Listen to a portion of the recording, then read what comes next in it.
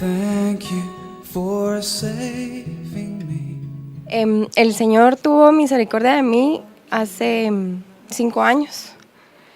En 2011 yo llegué a Casa de Libertad, pero desde que empecé a conocer al Señor y saber que solo a través de la fe en Cristo Jesús somos salvos y podemos acceder a la vida eterna, empecé a preocuparme mucho por el resto de mi familia, ya que en la casa pues únicamente yo me congregaba y practicaba lo que se podría llamar la fe evangélica cristiana, ¿verdad? Entonces, preocupada por la salvación, especialmente de mi papá, empecé a clamar por la salvación de mi papá, de mi mamá y de mi hermana, a solas, ¿verdad? Haciendo ayunos, clamándole al Señor. Incluso recuerdo que me angustiaba mucho, ¿verdad? Que ellos fueran salvos, y estuve orando mucho tiempo. Incluso llegué a cansarme, ¿verdad? Porque no miraba una respuesta de Dios. Si los invitaba a la iglesia o algo, ellos pues preferían quedarse en casa y no iban. Hasta que mi mamá empezó a acompañarme a la iglesia, a Casa de Libertad. Mi mamá empezó a ir al grupo en casa de San Cristóbal. Edwin y Cintia llegaban todos los martes por la noche a recoger a mi mamá y la llevaban de regreso todas las noches.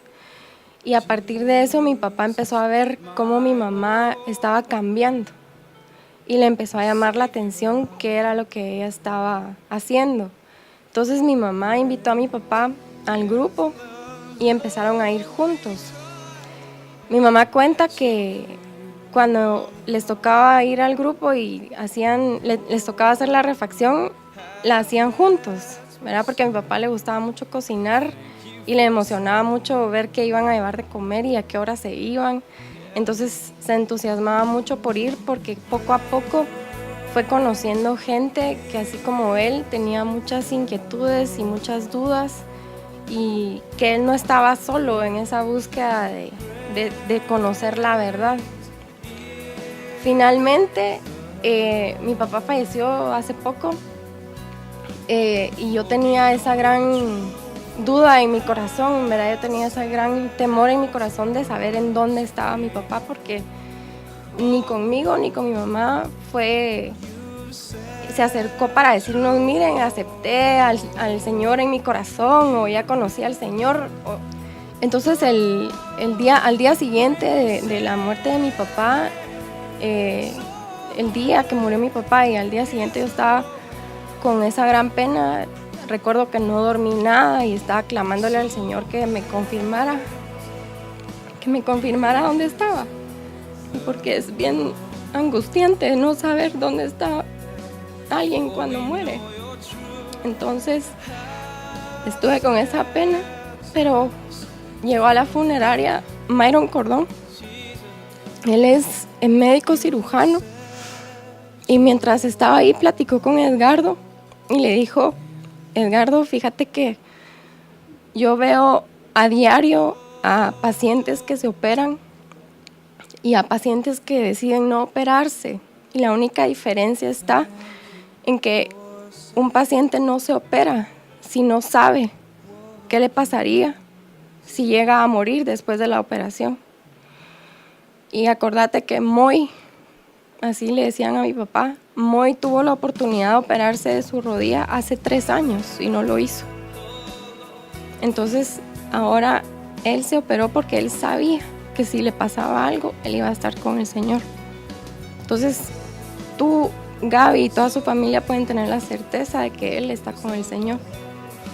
El martes que se reúne el grupo de San Cristóbal, llegaron a la casa de mi mamá para tenerlo ahí.